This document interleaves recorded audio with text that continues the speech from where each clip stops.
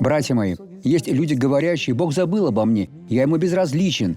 Но Бог спрашивает его у Исаии 49:15. «Забудет ли женщина грудное дитя свое?» Вот что он говорит. «Забудет ли женщина грудное дитя свое, чтобы не пожалеть сына чрева своего? Но если бы и она забыла, то я не забуду тебя». Готово. То, что Бог обещает в Библии, то, что вам стало известно и порадовало ваше сердце, это уже решено. Вам нужно только верить. Я буду бороться за это благословение, я воспользуюсь этим благословением.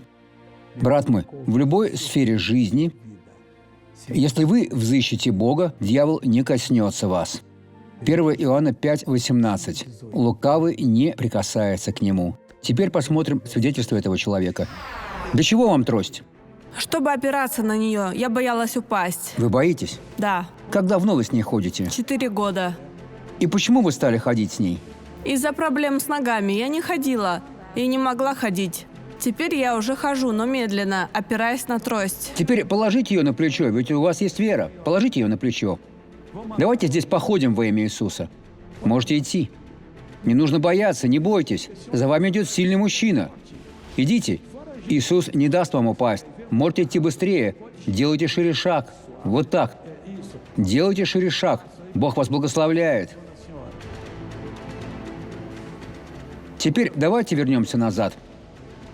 Ступайте тверже, ступайте тверже, ступайте тверже. Уже лучше. В 2 раза лучше, чем в начале. Теперь идите быстрее, быстрее. Теперь скажите мне, как вы себя чувствуете? Моя нога уже так не напряжена, слава Богу. Вам лучше? Я могу ходить. Я исцелилась. Теперь позвольте мне помолиться за вас. Отец, я обнимаю человека, переживающего трудный период и говорящего: «Бог, помоги мне». Помоги, Бог. Бог, я требую ухода из этой жизни зла. Я обличаю его. Зло, тебе придется обратиться в бегство. Я не прошу. Выйди сейчас из кишечника этого человека и никогда больше не возвращайся. Я приказываю, уйди. Во имя Иисуса. Благодарю, Отец. Аминь.